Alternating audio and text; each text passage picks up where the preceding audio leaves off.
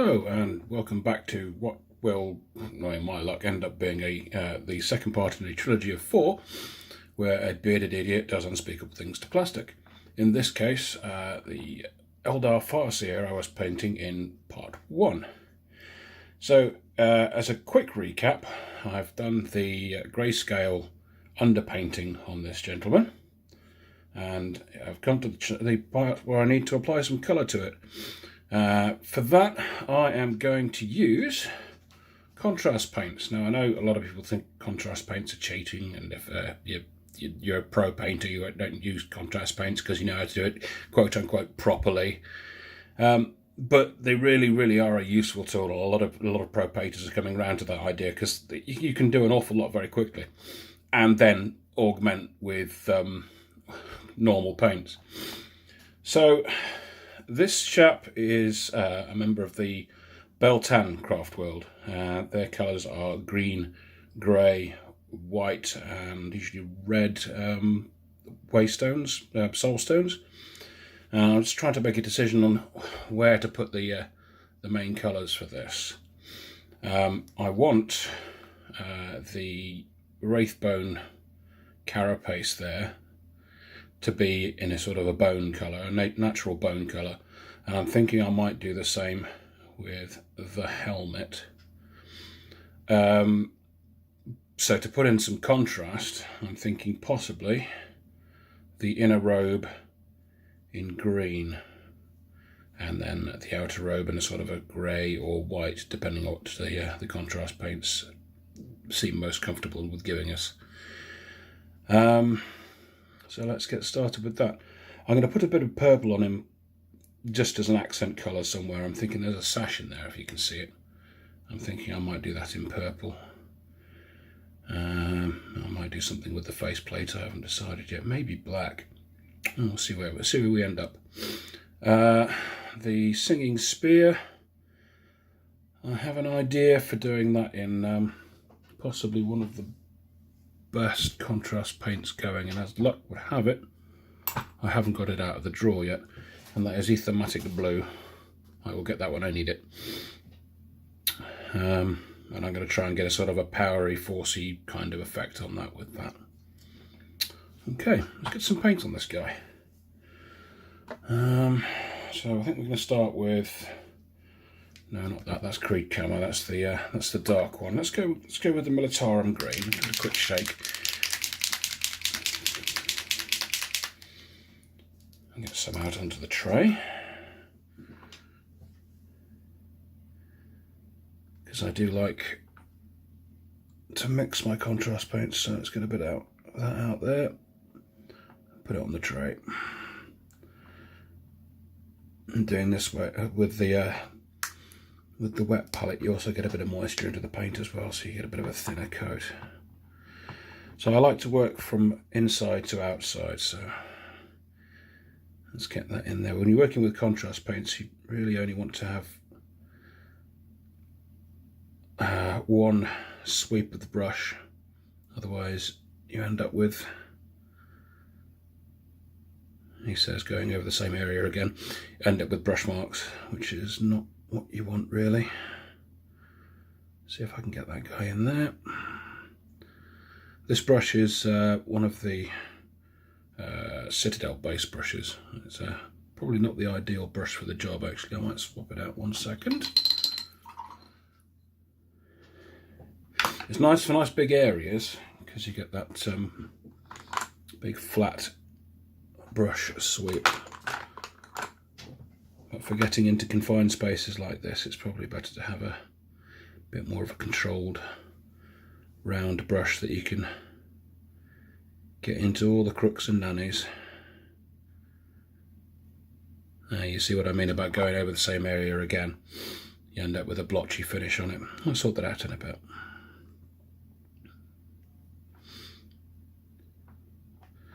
Let's get a bit more water in there. There we go.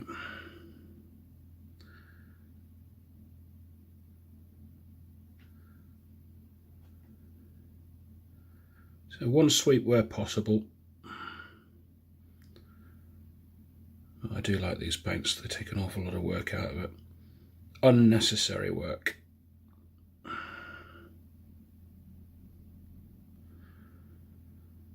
I think we'll probably get away with that.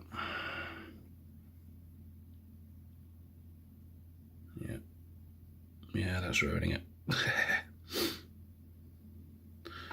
Right. Actually, it doesn't look too bad. I'm going to go in there with some darker colour and go into the recesses even more. That's what the Creed camo was for, I think. Just to blend it in a bit. Let's just get in round the wraith bone on the chest as well. This is a number 3 brush, which is generally what I tend to work with, as long as it comes to a point. It doesn't really matter how big the brush is within reason. I know people like to think if they use a really, really small brush, it means they're a pro painter and they can do really, really fine detail, and that is true, but you don't need a really fine brush. You honestly don't.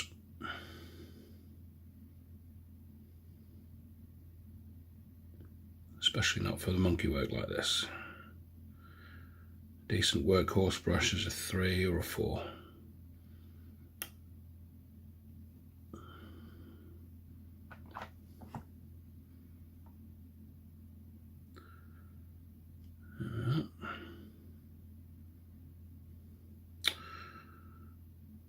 Yes, they've got an undersuit, haven't they? That's another colour I need to decide on. I was thinking that would need to be flesh, it's not. And maybe that's an excuse for some more purple in there. What do you think? You can't answer me. Yeah, I think we'll go with that. There was some purple in there. Just so we've got some more blue on there, what we're going to do is we're going to go into these armour plates on the shoulders as well.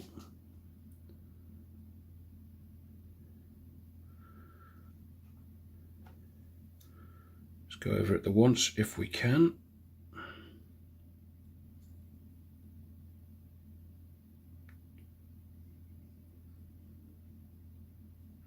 Doesn't matter that we're going over the gems and things. We'll pick the details out at the end.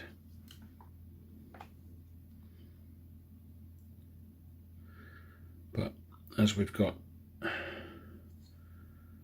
big grey stroke white robe to do, it's important to get this as neat as you can. Now, what am I going to do with that faceplate?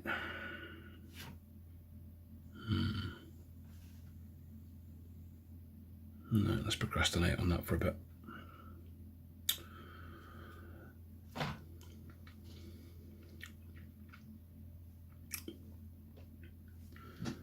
If I go quiet, it's because I'm thinking. Or eating paint. Or both.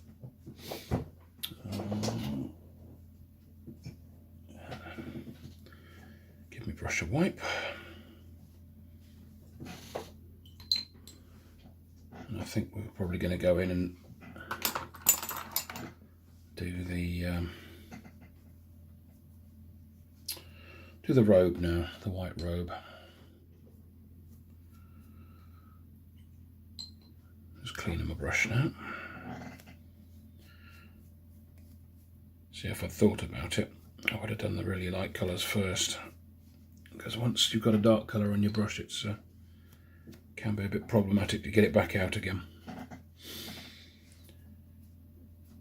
But we live and learn. Well, some of us learn.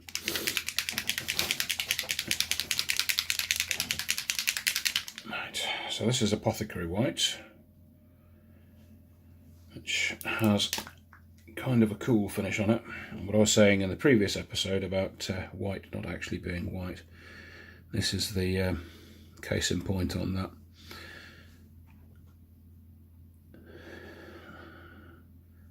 It's actually off-white, but the net effect ends up being white. So we get in there again with the underpainting, you get an awful lot of the highlighting and shading is done for you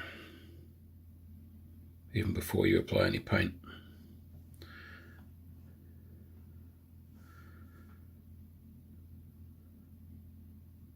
There we go.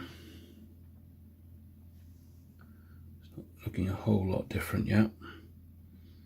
But once you've got this down, this sets your mid-tones and probably all your shading as well.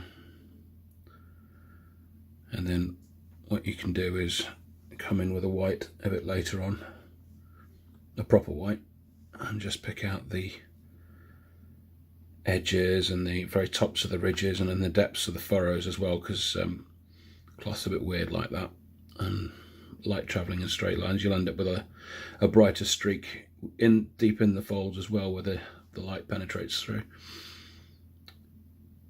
Just realised I made a gesture off screen there that you can't see.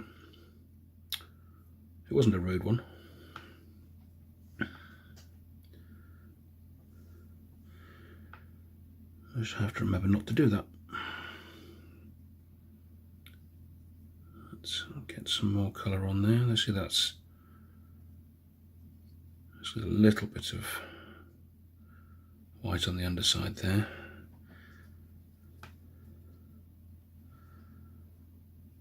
And that's the final bit there. I think we might actually do the shaft of the spear in white as well. Don't need to do this in the contrast really, but it's for the sake of completeness, because the spear shaft hasn't really got any depths and furrows for the contrast to actually work with. But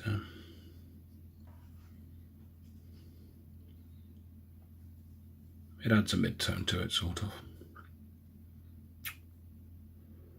Right, well that's good and quick. I can also do that as a purple sash, can't I? That'd be a good idea, yes. Get a bit of contrast in there as well.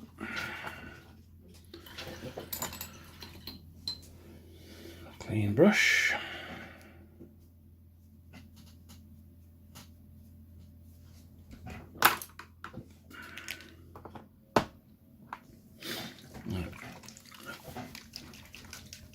Try and get the bone done now.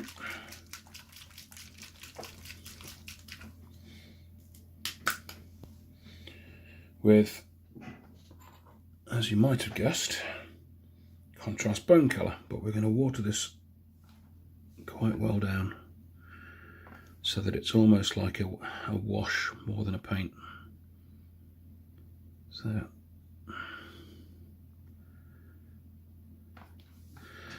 that there is about 50-50 water and paint.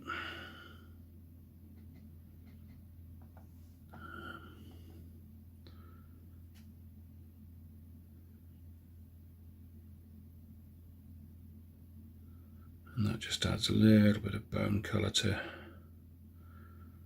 the wraith bone carapace.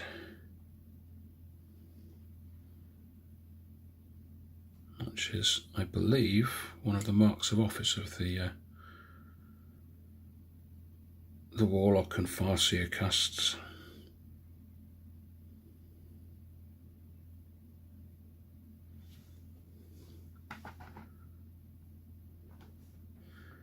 And it usually gets painted gold. But Beltan are very traditional, so I can well see them going with a sort of more traditional bone type colour. Keep going for the actual bone. The pot there, I'm going to go with that now because I'm going to need a bit more depth cover on the helmet, I think. Again, I'm trying to get as much done in one sweep as we can. I'm not worried too much about the faceplate because I think I'm going to do that in black now.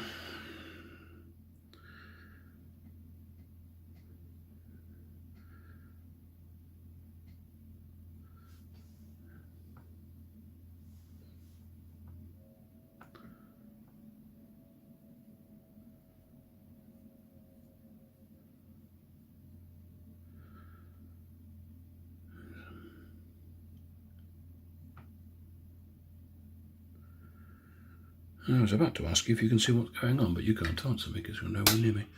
Need a bit more light on the subject. There we are.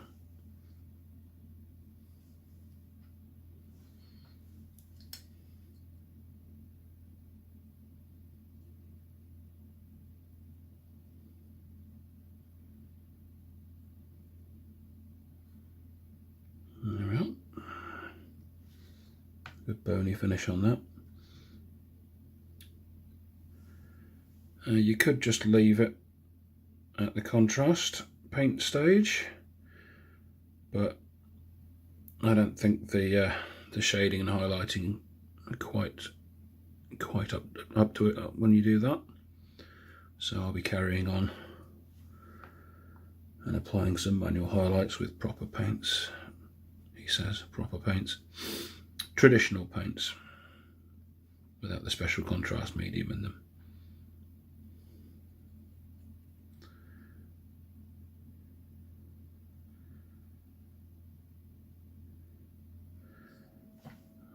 You always miss a bit. Well, I always do anyway. There we are.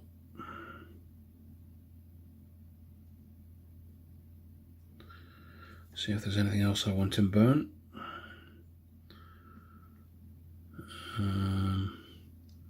Yes, but I'm going to leave them for the time being, because I think I'm going to go with a purple bodysuit on this guy.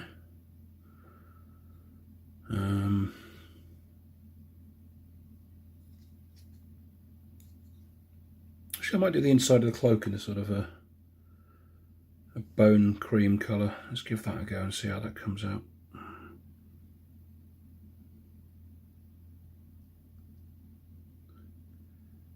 So you're literally just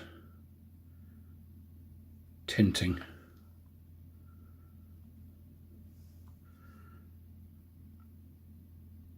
the underpainting.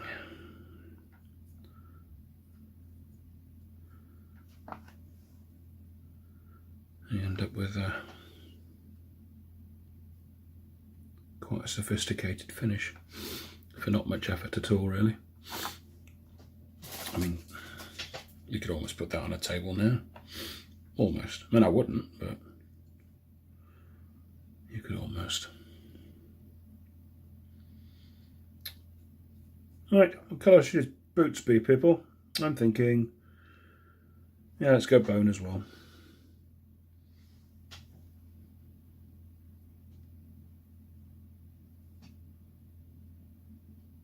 Because I don't actually have that many brown contrast paints. A snakebite leather would be a bit cliche.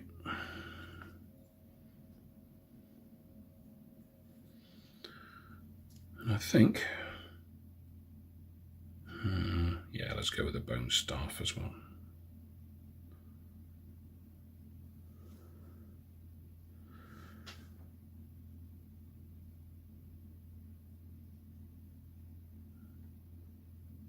Get it into the ridge there.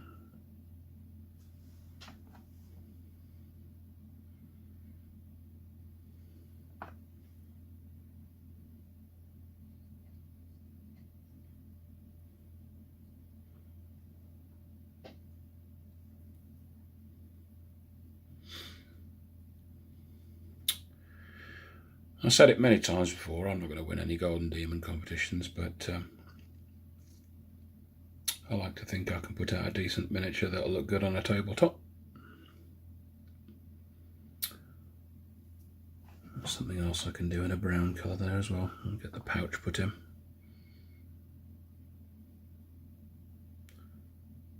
There we are.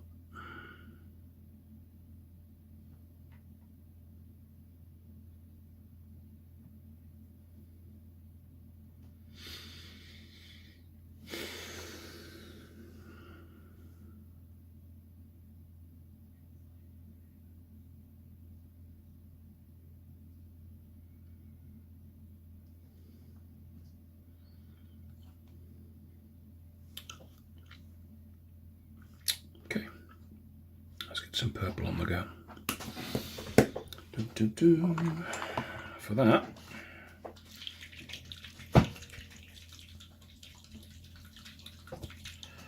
We're going to use some Volupus Pink, which is sort of a reddy purple.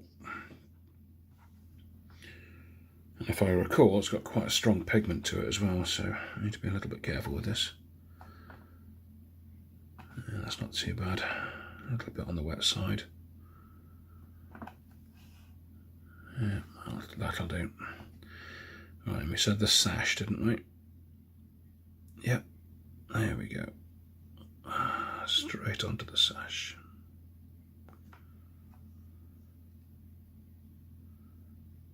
In the shadows where the camera can't really see it. There we are. Focus, there we are. It's got a lovely crimson colour to it.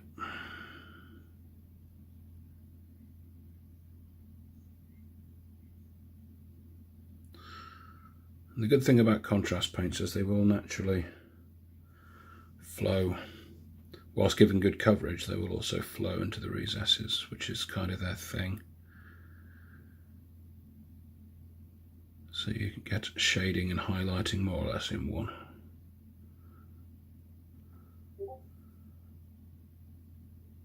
There we are.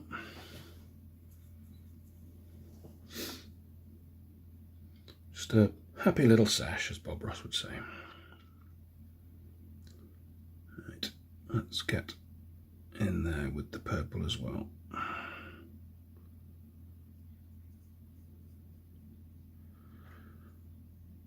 This is going against what I had planned earlier for this hand, but we'll see how it turns out. I might end up having to put in a few extra steps to get where I wanted to go.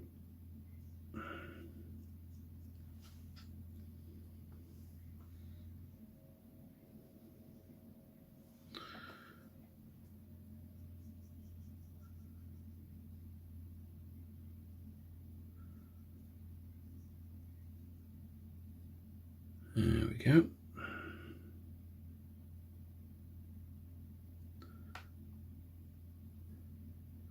And all this with the number 3 brush.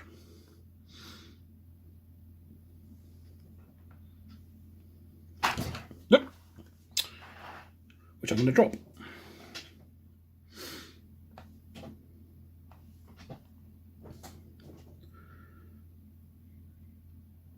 Occasionally I forget that I have a failing body and failing coordination.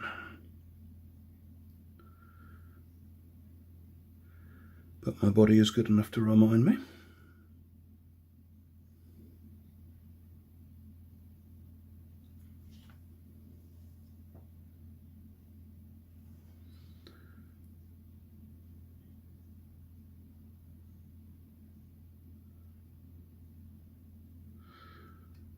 So it actually sounds a lot more serious than it is. I do apologise, I'm not dying or anything. Well, I'm no faster than anyone else anyway. I'm just getting old, I suppose, and things will naturally slow down.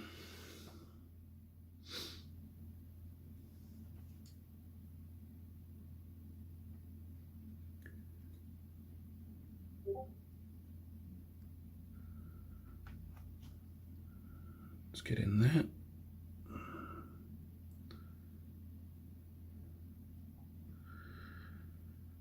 I work to the principle that if I can't see an area looking at it, it probably doesn't need to be painted.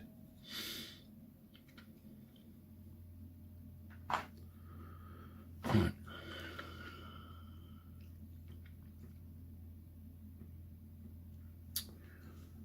Red, I think now.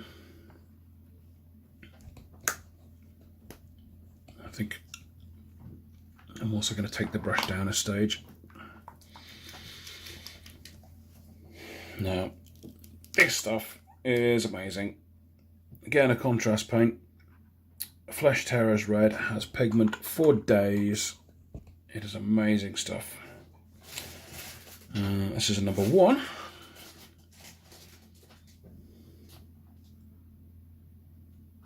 And just look at that, it's crazy. Absolutely crazy. So I want a little bit of... Just look at it, I mean, absorbed in that water. It's just bonkers. A little bit of that. Number one, not crazy, insane detail brush into the eye socket.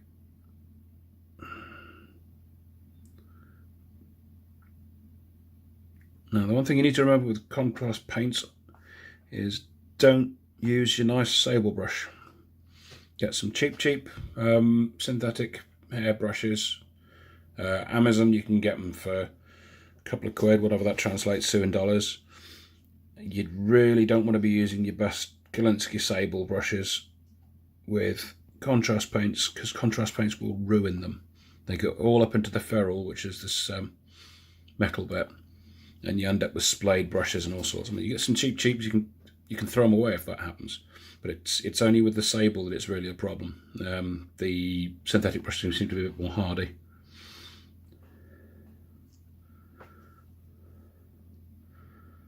Right. Get another layer of that going on.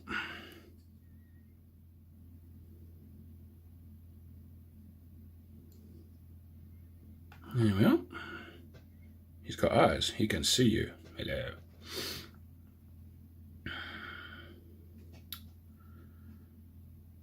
Right. Let's get his soul stone put in.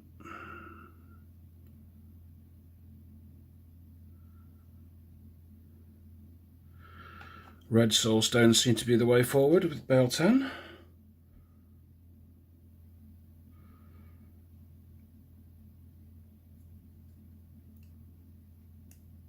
I do like their ethos and the way they go about things. It's very much a case of trying to recover faded glories of the Eldar empires,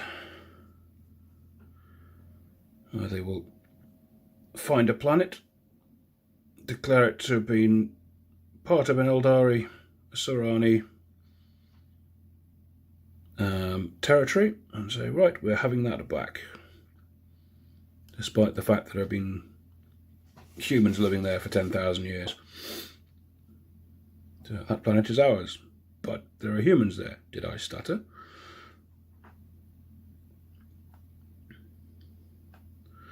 Wonderful people.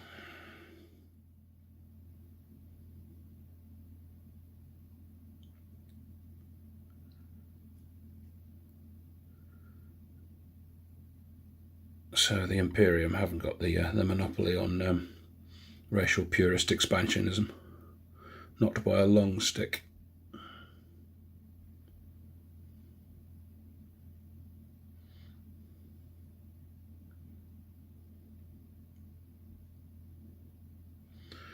I suppose the Tyranids are the biggest offender in that regard, aren't they? They show up and everything will eventually become Tyranid. Like it or not.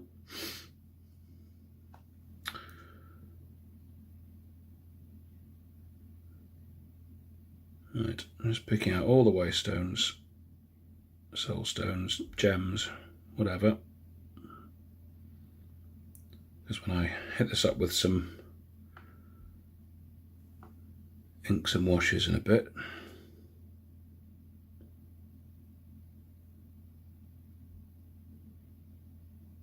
it will all start coming together. I think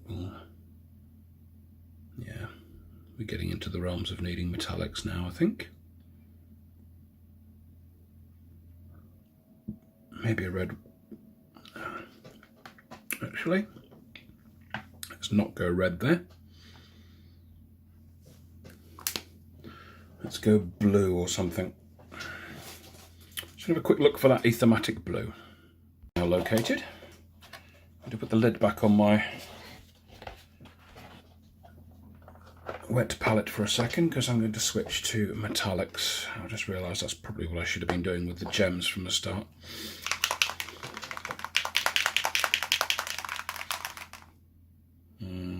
That's gold, that's no good to me. Where is my usual go-to? Ah, here we are. Vallejo Duraluminium. This stuff is absolutely off the chain. It does need a damn good shake.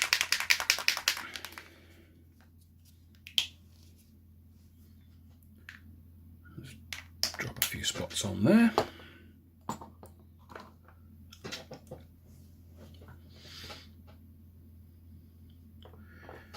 And it gives a really, really smooth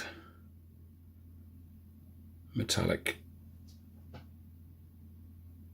coat.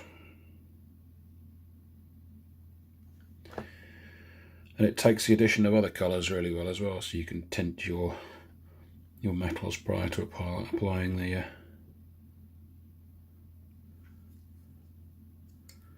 colour. Gosh. Doesn't like focusing on the miniature, does it?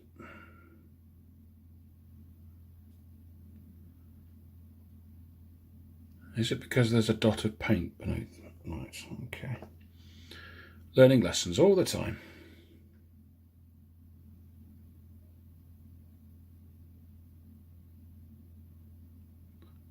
Yeah. Yeah, let's try and keep him front and centre. It's going to make things tricky to paint, but things are as they are.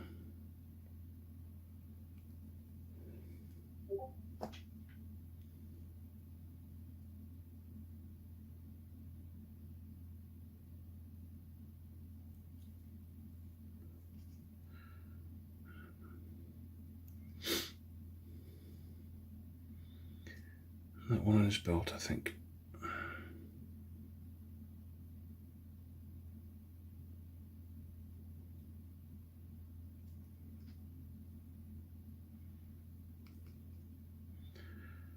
And his hat.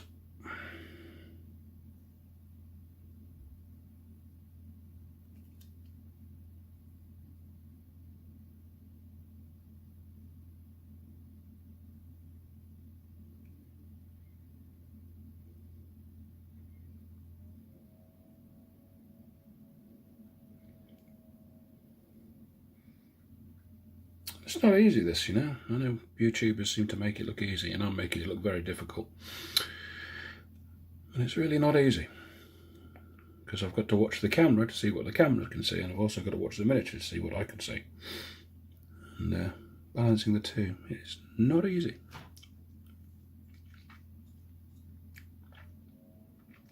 Okay. So rather than Aethermatic Blue, I decided to go with Talosar Blue, which gives a nice blue tint over the gems. And we'll add some nice spot colour as well.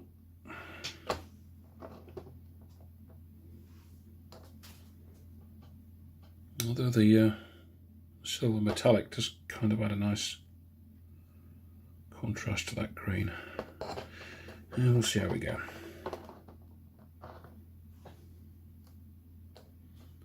Right.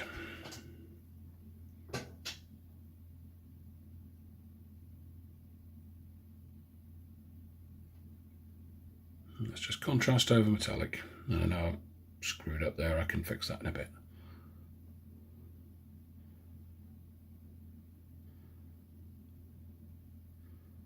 And you can push that around to get the shade where you want it.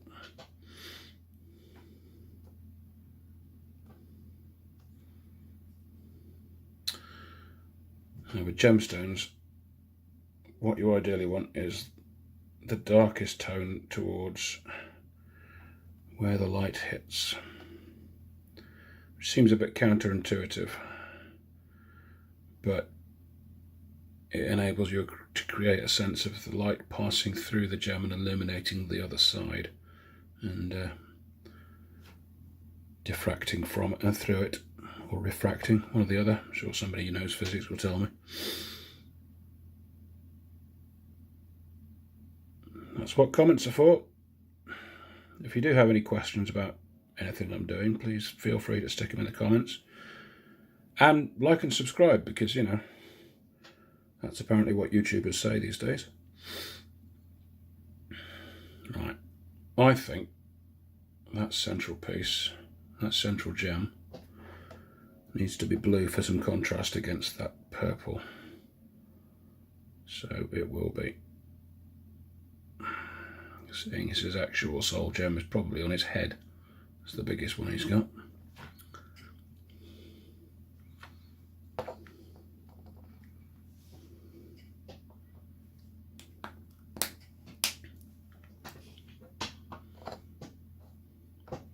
It really likes that door paint, doesn't it? Let's get that cleaned up and see if that affects the focus any.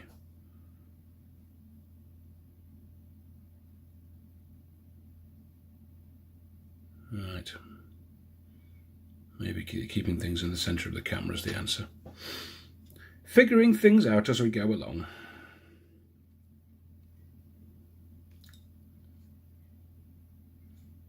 Which is probably not what you're here to see, but you know, if you're watching this far, you've only got yourself to blame. Okay. His faceplate, I think, next. And we're going to use, if I can find it, another contrast paint. That sounds filthy. Black Templar. Back on the number 3 there. We don't want to be on the number 3. We want to be on a smaller brush. What we're going to go with? 0. Yeah, let's go with a 0. It's what was there.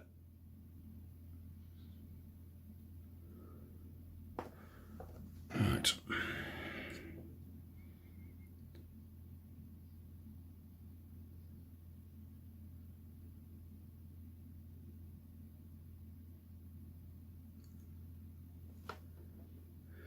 And again, same with white. This isn't actually black.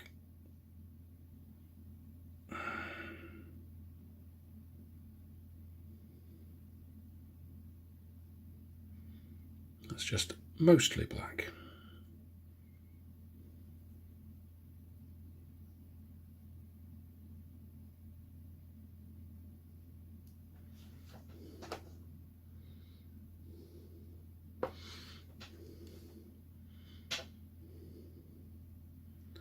And again, you'll notice I'm not doing one thick coat. You won't notice anything if I can't focus on it.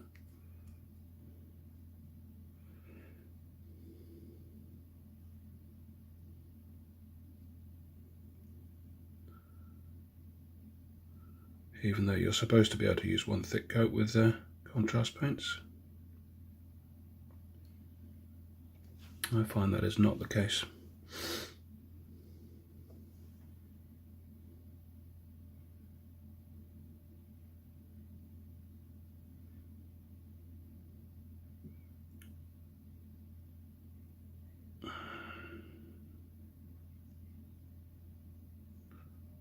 Looks more or less okay, doesn't it? I think if I stick some gloss varnish on that, it'll look quite good. Very sort of stare into the void, face of the void and despair kind of vibe going on there.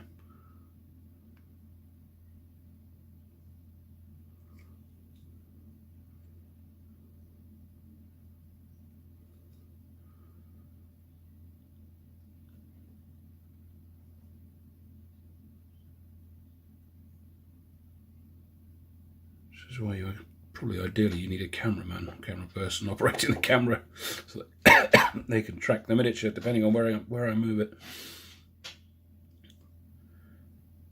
I think we're getting there. I might do something a bit with that cloak in a bit.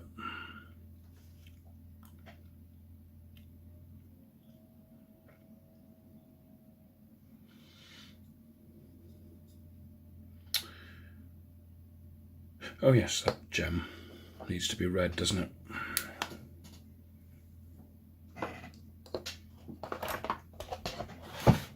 And as luck would have it, we've still got some red.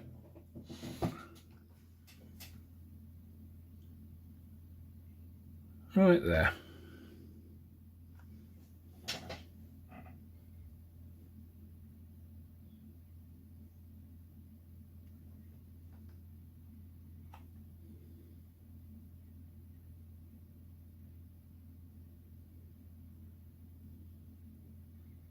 And try and keep it concentrated over one side of the... You didn't see any of that, did you?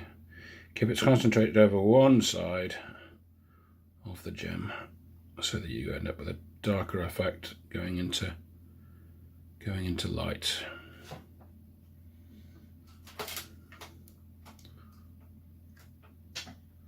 And you're halfway there, really. The contrast over the metallic does half the work for you.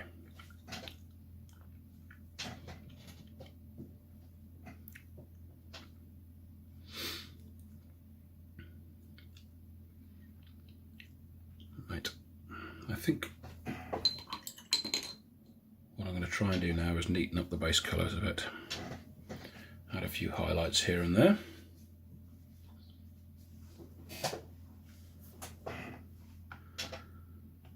Let's get back to a bigger brush.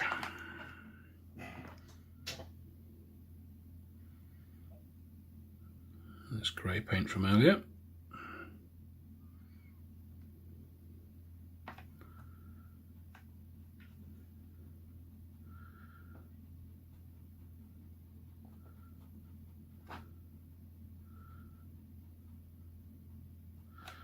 This white paint, by the way, is a bit blodgier than the rest of the paint. There's Winsor and Newton titanium white, which has really an insane amount of pigment in it. So you get an awful lot of bang for your buck in terms of coverage. But as with all white paints, it has the tendency to be a little bit powdery if you're not careful. And I am frequently not careful. So we'll see how this comes out. So,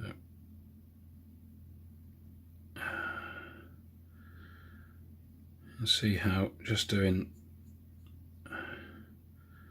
a little bit of highlighting with white. Get that off there. Again, no nitrile gloves because, you know, environment.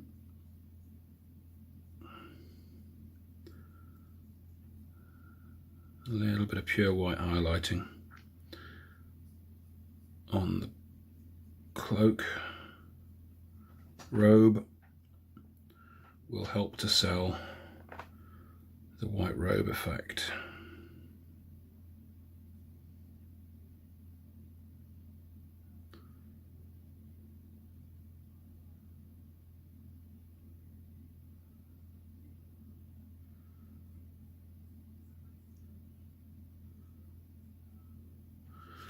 And again, you kind of want to be looking down from where the majority of the light will be coming from, theoretically.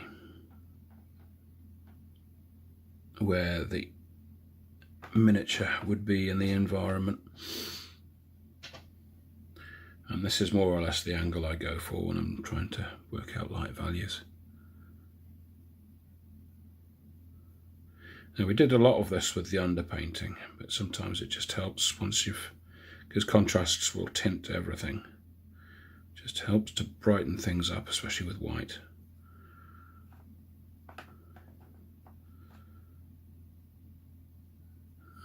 Don't need this super smooth because, like I say, it'll lend itself a lot better to the grimdark style if it's not super smooth. And actually, it's nice for robes and things to have a little bit of texture to them, which is again where the underpainting comes in.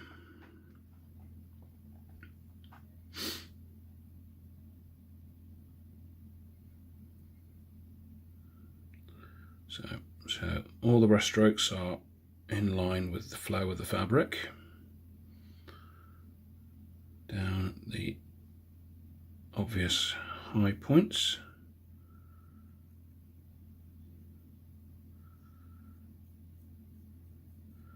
So this is just basic highlighting, but I find sometimes it helps to watch other people do it to see if they're, and sometimes you'll get ideas and new techniques from that process.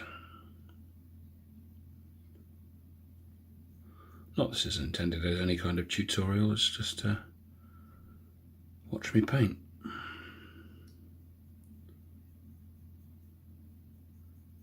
Learn by osmosis.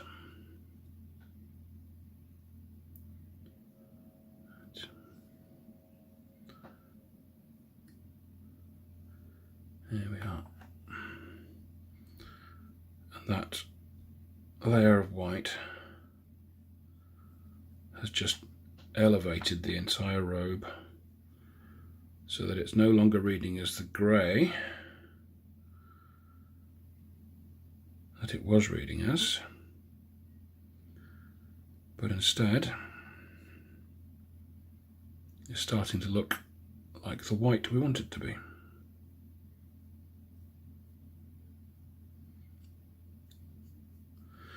But on close inspection, it's not white. Miniature painting, white is not white.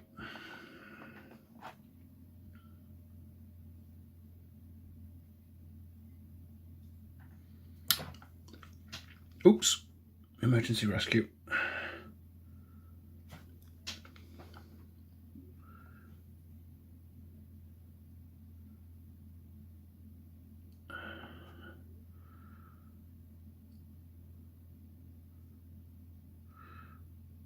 Right, so we screwed up there, and what did we learn? We learned not to screw up. That was just me being ham-fisted.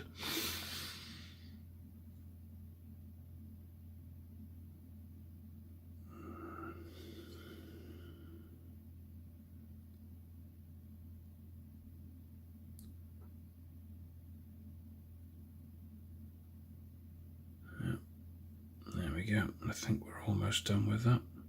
Oh, there's a little bit of a mould line. Well, if it stuttered there, it's because my camera cut out again. So I think I'm going to have to try and free up some more space on my phone. So I'm going to leave that there for a bit and maybe make another episode. So yes, that was part 2 in a trilogy of 1. I hope that's been useful for you. Bye for now.